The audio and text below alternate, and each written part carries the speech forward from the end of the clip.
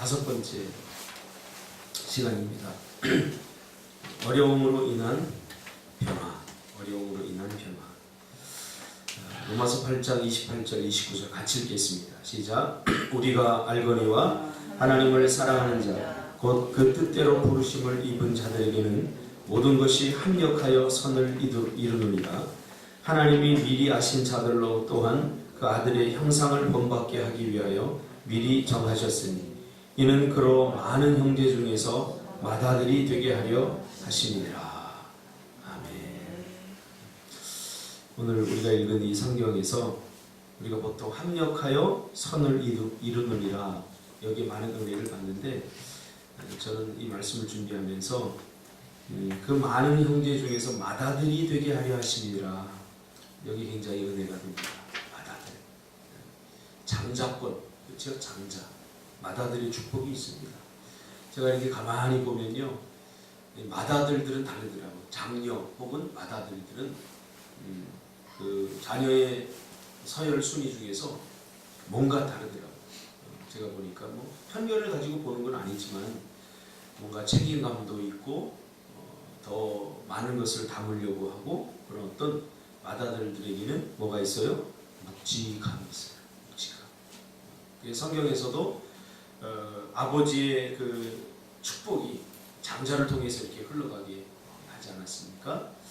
그래서 맏아들이 되게 하려 하십니다. 여러분, 맏아들이 되시길 바랍니다. 맏아들, 하나님께 기대받는 자녀, 하나님께서 축복하시는 자녀, 맏아들의 축복이 오늘 임하기를 주님의 이름으로 축복합니다. 우리에게 일어나는 모든 일은 영적으로 중요하다. 그렇죠? 우리의 삶에서 일어나는 모든 일들은 우리가 단순히 눈에 보이는 것들이 전부가 아님을 깨달아야 됩니다. 이것은 영적으로 굉장히 중요한 사건이고 또 중요한 의미를 우리가 여기서 찾아야 됩니다. 로마서 28장 8장 28절에서 29절은 그 이유를 말해준다. 로마서 8장 28절 29절 이해하기. 모든 삶과 목적은 우리를 사랑하신다는 진리의 바탕을 둔 것이며, 모든 삶과 목적은 우리를 사랑하신다는 진리의 바탕을 둔 것이며, 이 약속은 하나님이 자녀들만을 위한 것이다. 하나님의 자녀들만을 위한 것이다. 그렇죠? 하나님의 계획은 우리의 실수, 죄, 그리고 우리의 상처까지 모든 것을 포함한다.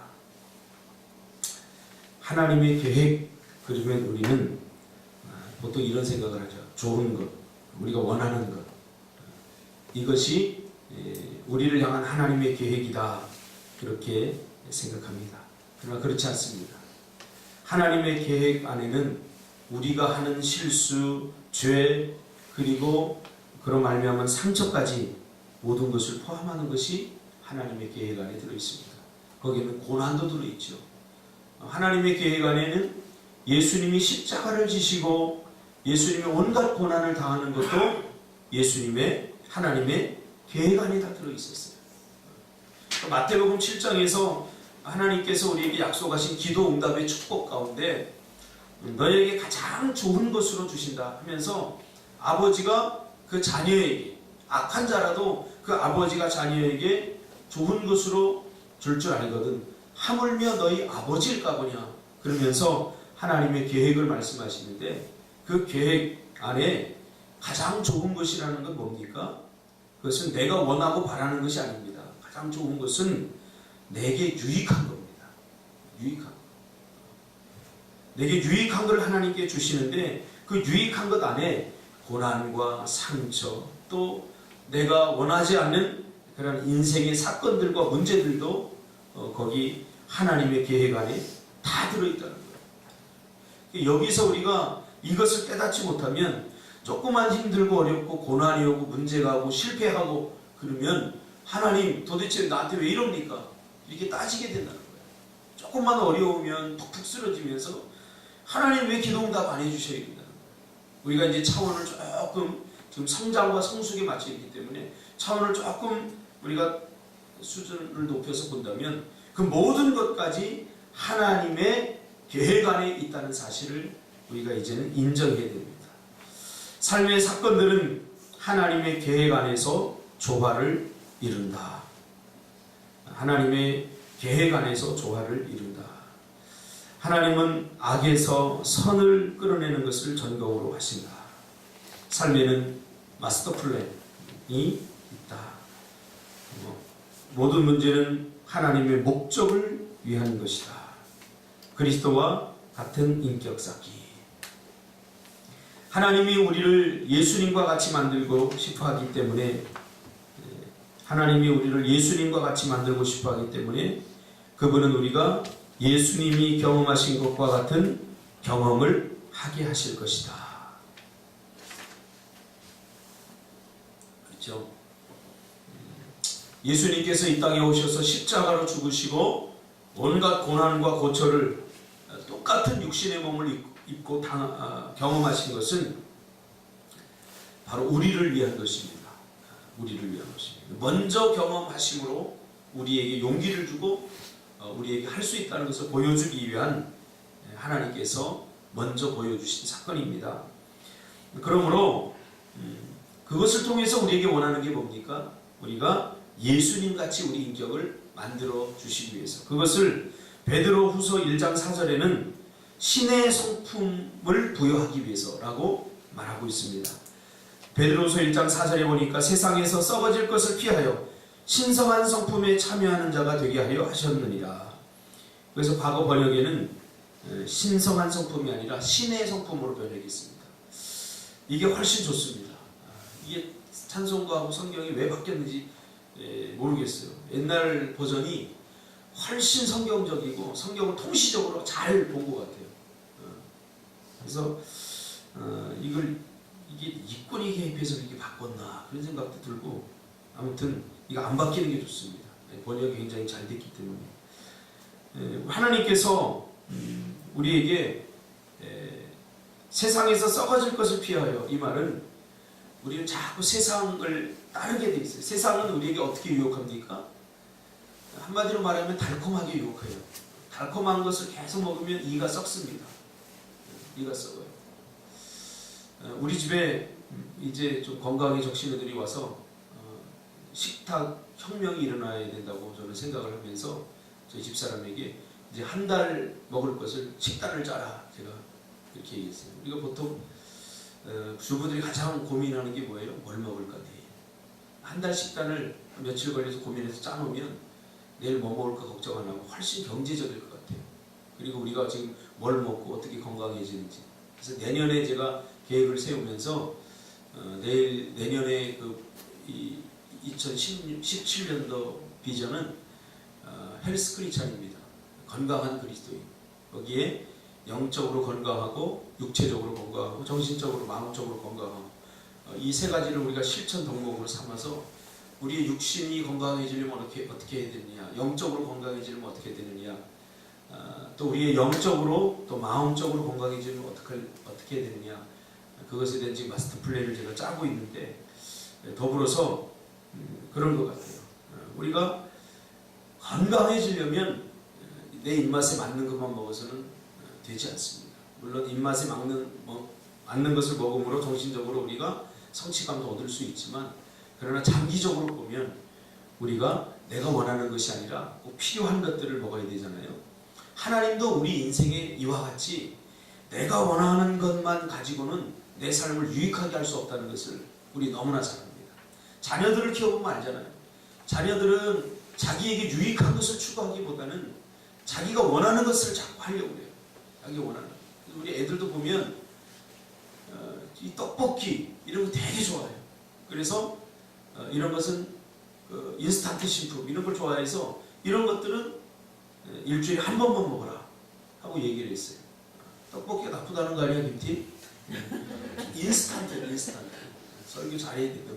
인스턴트 이런 것들 아주 달콤하고 막 이게 짭짤하고 좋잖아요. 근데 그것만 좋아한다고 계속 그걸 먹여보세요. 애들이 다 건강이 무너지고 망가집니다. 우리 영적으로도 마찬가지. 하나님께서 우리 인생에 왜 고난을 주시고 왜 어려움을 주시느냐? 우리를 유익하게 하기 위해서 그렇다는 거죠. 그래서 하나님의 계획 안에는 이 모든 것들이 다 포함되어 있다는 거예요. 그렇죠? 그러므로 외로움, 유혹, 스트레스, 비난, 외로움, 유혹, 스트레스, 비난, 거절, 그리고 그 외에 많은 문제들을 겪게 될 것이다. 내가 신앙생활을 잘못해서 문제를 겪는 거 아닙니다. 우리가 어려움이 오고 문제가 오면 그렇게 우리는 먼저 생각하죠. 혹시 내가 신앙생활을 잘못해서 그런 건가? 물론 그렇게 우리가 생각을 해야죠. 그러나 반드시 그렇지만은 않습니다. 우리가 하나님께서 우리를 연단하고 다루고 갈고 닦아서 우리를 그리스도의 인격의 사람으로 만들기 위해서 이런 고난들이 필요합니다. 우리가 잘 아는 김성찬 목사님 예전에 한번 큰 일을 당할 뻔했어요. 전과자가 될 뻔했어요. 전과자. 왜냐면 교회에 애들이 막 껄렁거리는 애들이 찾아와서 한번 이렇게 머리 톡 때렸더니 이거 경찰서에 신고를 해버려가지고 나중에 합의를 보는 데까지 이르렀어요. 그 다음에는 절대로 자기가 누구하고 어떤 갈등이 있어도 손끝 하나 되지 않는다. 아마 몇 달 동안 법원 다니면서 재판받고 이런 과정을 겪으면서 절대로 그렇게 하지 않는다고 그렇게 이야기를 하더라고요. 그런 어떤 고난, 그런 과정을 겪으면서 그렇게 될 수가 있는 거죠. 고난도 마찬가지입니다. 우리를 더 성숙하게 만들고 고난은 우리를 더 겸손하게 만듭니다. 사람은 이 교만이 쉽게 해결되지 않습니다. 이 사람의 거만함, 우월감 이런 것들이 절대 쉽게 해결되지 않습니다. 낮아져 봐야 고난당하고 갈고 닦고 해봐야 그때 비로소 낮아집니다. 야곱을 통해서 깨닫지 않습니까? 야곱이 이스라엘이 되기가 그렇게 쉬웠습니까? 절대 쉽지 않았어요. 그런데 안타까운 것은 뭐냐면 야곱이 그렇게 자기 머리 쓰고 속이고 이렇게 하면서도 쫓겨다니고 또 뺏기고 하는 과정 속에서 야곱이 잘 몰랐다는 거죠. 왜 내 인생에 이런 일이 일어나는지 잘 몰랐다는 거예요. 이것이 가장 큰 비극입니다. 고난이 문제가 아니라 고난을 주는 의미를 모르기 때문에 야곱이 그렇게 개고생활하면서 사는 거예요. 도망다니고 뺏기고 상처받는 일을 당하고 그렇게 됐다는 거예요. 그래서 비로소 야복강에 서면서 야곱, 속이는 자가 이스라엘, 하나님께 영광 돌리는 자로 바뀔 수 있었던 거예요. 여러분 고난을 통해서 깨닫기를 바랍니다. 그래서 고난이 왔을 때 우리가 고난에 집중하기보다는 이 고난에 하나님의 어떤 뜻이 들어있는지를 우리가 발견하는 것이 더 중요합니다. 그렇지 않으면 고난은 계속돼요. 왜? 깨닫게 하기 위한 것이고 우리를 더 성숙하게 하고 겸손하게 하기 위해서 고난을 주신 것이죠. 고난이 왔을 때 고난에 초점을 맞추면 절대 안 됩니다. 이 고난이 왜 왔는가를 알아야 돼요.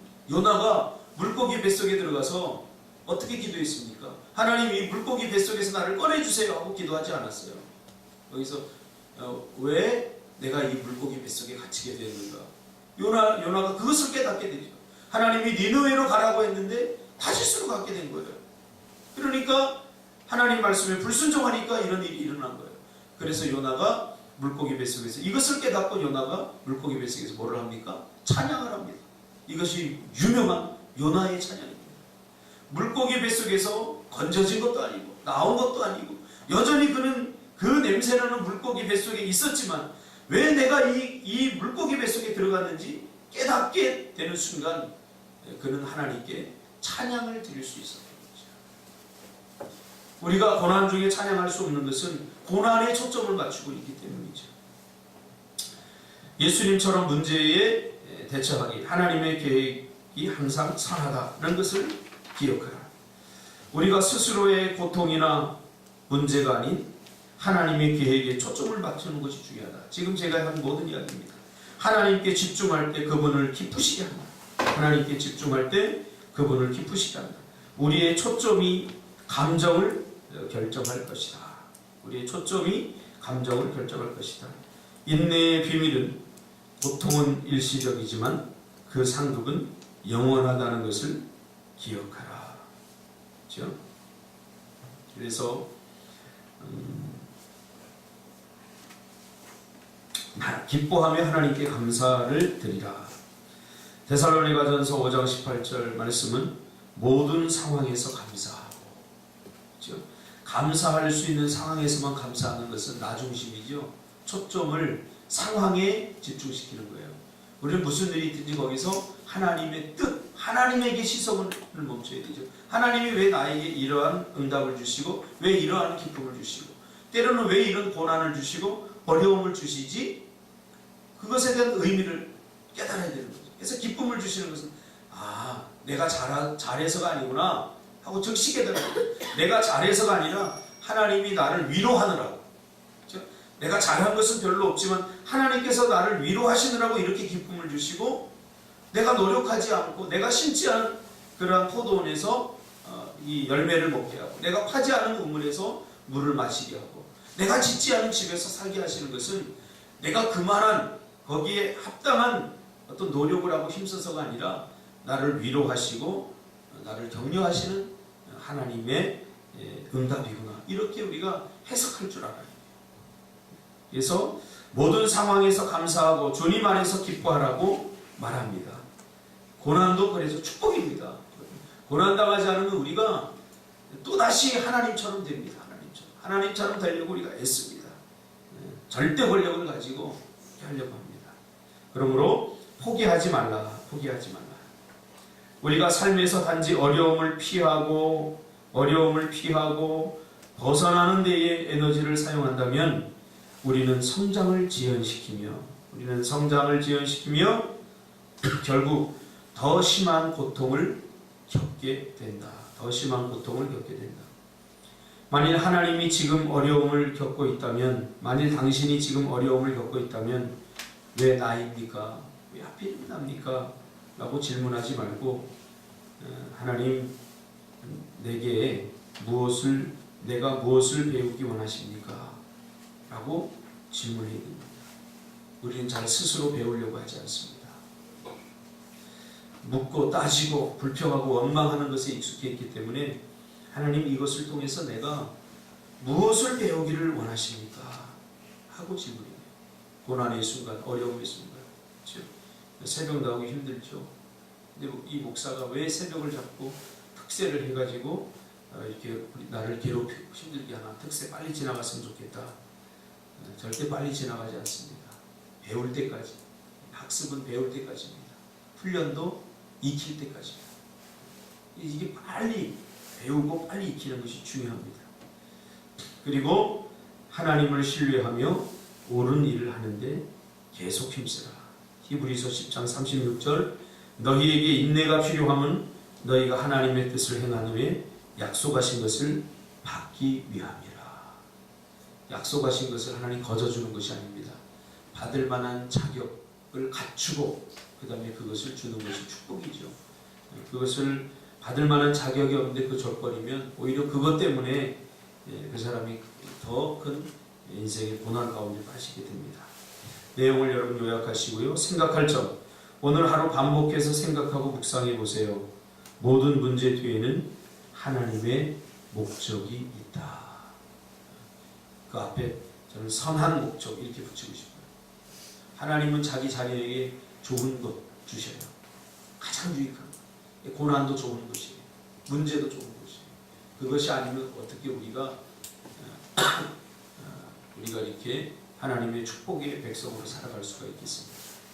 그러므로 고난, 조금 어렵고 힘들고 또 우리 인생에 힘들다고 할지라도 왜 내 팔자가 이러냐 그러면서 불평하고 원만하지 마시고 인정하시고 받아들이시고 그 다음에 그 가운데서 그럼 나는 이제 어떻게 할 것인가 하면서 하나님, 내가 여기서 무엇을 해야 합니까? 하고 질문하고 배워야 됩니다. 그렇지 않으면 우리 인생이 절대로 신앙이 성장하고 자라지 않습니다. 삶으로 떠나는 질문 첫 번째, 나는 어떤 문제로 인해 가장 많이 성장하였는가? 그렇죠? 문제 때문에 내가 성장합니다. 그래서 고난과 문제는 위장된 축복입니다. 외울 말씀, 우리 잠시 받는 환난에 경한 것이 지극히 크고 영원한 영광에 중한 것을 우리에게 이루게 함이니. 참 은혜가 되지 않습니까? 고린도후서 4장 17절. 잔느 귀영 부인이 한 고백입니다. 고통의 불이 거룩한 금을 만든다. 욥의 고난은 이전에 그가 받았던 축복의 갑절의 복을 받게 하기 위한 하나님의 계획이었음을 우리는 절대로 잊어서는 안 됩니다. 거기에 합당한 훈련과 준비 없이 하나님 우리를 절대 쓰시지 않습니다. 요셉을 민족을 구하고 또 총리가 되게 하기 위해서 하나님께서는 요셉을 애굽으로 보내시고, 그리고 형제들과 또 많은 억울함과 배신과 고통을 겪게 하셨습니다. 그러므로 여러분, 하나님의 꿈을 이루는 과정, 거기에 반드시 고난이 있음을 여러분 기억하시고, 오늘 하루도 여러분 우리의 삶의 어떤 상황도 감사하시기를 주님의 이름으로 축복합니다. 기도하겠습니다. 걸어가신 아버지 하나님,